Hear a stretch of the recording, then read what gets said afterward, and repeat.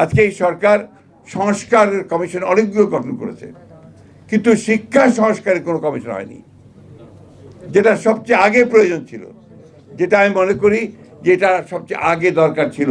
গোটা প্রবলেমগুলোর মূলে ওই জায়গাটাই।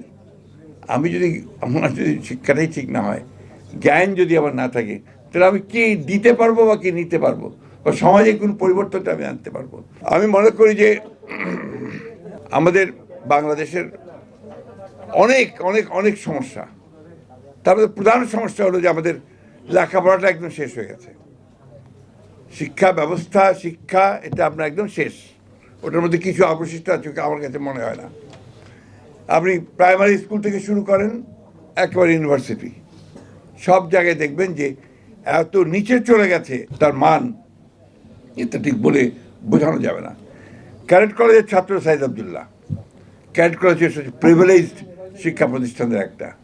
এই দেশে খুব কম সংখ্যক ছাত্রই সেখানে যাওয়ার সুযোগ পায়, এবং এটা সরকার অনেক অর্থ ব্যয় করে, most privileged. But what about the primary schools? একেবারে সেই কুড়িগ্রামের চরের মধ্যে প্রাইমারি স্কুলটা বা হাই স্কুলটা, সেখানে কি শিক্ষা পাচ্ছে, কি ব্যবস্থাটা আছে, সেটা কিন্তু আমরা অনেকেই জানি না। অসংখ্য স্কুল তৈরি হয়েছে আপনার বিভিন্ন এমপিও ভুক্তি করে, এবং কলেজ তৈরি হয়েছে উইথ অনার্স অ্যান্ড মাস্টার্স, যেখানে আপনার কোনো শিক্ষক নেই, সেখানেও আপনার অনার্স করে বসে আছে। দিনাজপুর গভর্নমেন্ট কলেজে যাওয়ার কিছুদিন আগে আমার সুযোগ হয়েছিল। আমার চাকরি জীবনের শুরুতে আমি দিনাজপুর গভর্নমেন্ট কলেজে কাজ করেছিলাম। সেখানে একটা ডিপার্টমেন্ট আছে, অ্যাকাউন্টেন্সি ডিপার্টমেন্ট, যার মাত্র একজন শিক্ষক, অনার্স আছে, মাস্টার্স আছে, অনলি ওয়ান টিচার। এখন আপনারা বলুন যে এই কলেজগুলোর কী প্রয়োজন আছে? সবাই আর্টস পড়ে, বিএ আর্টস বেশিরভাগ, এবং আপনার যে কমার্স খুব কম ছাত্র পড়ে আজকাল, সায়েন্স তো পড়েই না প্রায়। তাহলে এই যে শুধুমাত্র জেনারেল এডুকেশনে বিএ পাস করাচ্ছেন, তাদেরকে দিয়ে আপনি কী করবেন? তার প্রয়োজনটা কি? সমাজে তার প্রয়োজন কি? কোনো প্রয়োজন নাই। এবং যার ফলে দেখা যাবে যে তার পুরো শিক্ষাটাই ব্যর্থ হয়েছে। এর মধ্যে কী হয়?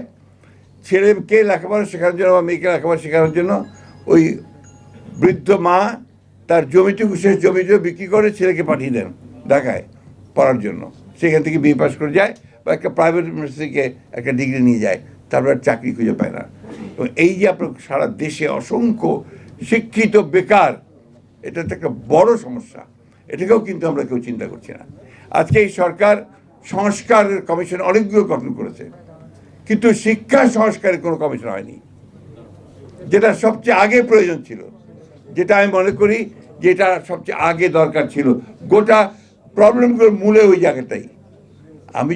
আমার যদি শিক্ষাটাই ঠিক না হয়, জ্ঞান যদি আমার না থাকে, তাহলে আমি কি দিতে পারবো বা কি নিতে পারবো, বা সমাজে কোন পরিবর্তনটা আমি আনতে পারবো, আমি নিজের পরিবারের জন্য বা কী পরিবর্তন আনতে পারবো। আপনার দেখুন, মেডিকেল কলেজগুলোতে পরীক্ষার রেজাল্ট কালকে বেরিয়েছে বোধ হয়, তাই না?